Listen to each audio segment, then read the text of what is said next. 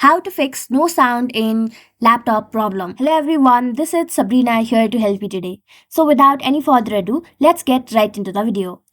So when you connect your HDMI and the connected sound is not shown or not heard in your other device, what you will have to do is go to your start menu, then go to settings.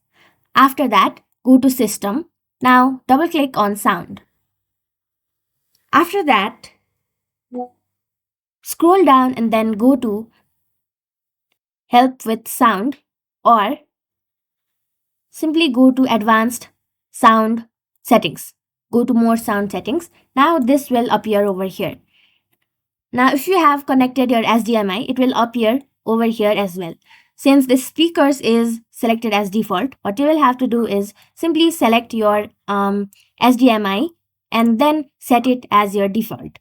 Now apply it and you will be done. So that's it. Thank you for watching this video. Make sure to like, share and subscribe to our YouTube channel. If you got any questions, comment them down and I'll catch you in the next one.